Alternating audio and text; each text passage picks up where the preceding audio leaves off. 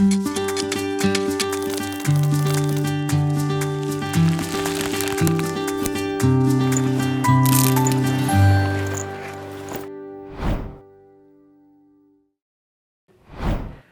to Evangelism FAQ, a Grow video series addressing many common fears and misunderstandings about mission.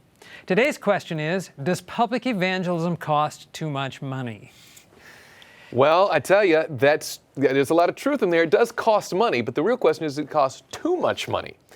And whenever I've heard this question posed, sometimes the answer given is something along the lines of, well, you got to remember, evangelism is an investment. And I think the implication of that answer is that, well, if we put money in, well, then we're going to have souls brought into the church and they will return tithes and offerings. And in the long run, we're going to recoup those costs. But that whole thing is built on a faulty premise. The purpose of the church isn't redeeming the cost, it's redeeming the lost. Our goal isn't just to keep and make money.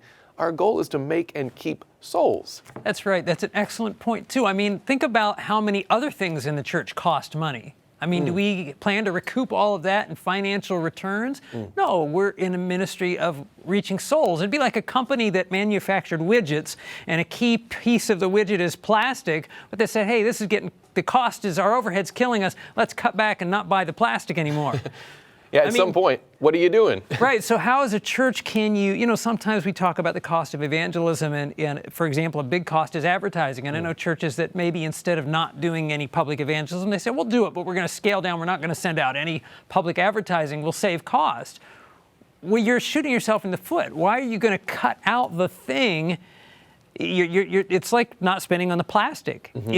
We can't stop the very work, the essence of the church to save money. Reminds me of the parable that Jesus told of the man who had barns full of stuff. So full, he didn't know what to do with it. He was getting more and more stuff. He said, I got an idea. I'll tear down my barns and build bigger barns to hoard more stuff.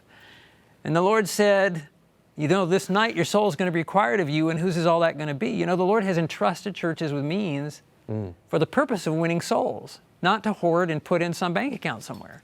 It also reminds me of this illustration Mrs. White shared with us. You can find it in Christian Service, page 77. She spoke about the Duke of Wellington, who was once present where a party of Christian men were discussing the possibility of success in missionary effort among the heathen. They appealed to the Duke to say whether, in his judgment, such efforts were likely to prove a success commensurate to the cost. The old soldier replied, "Gentlemen, what are your marching orders? Success is not the question for you to discuss. If you read your orders aright, they run thus: Go ye into all the world and preach the gospel to every creature. Gentlemen, obey your marching orders." Amen.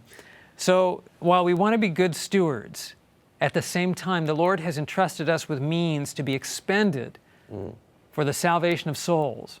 So gentlemen, obey your marching orders. Ladies, obey your marching orders. And may the Lord bless your labors and grow your church.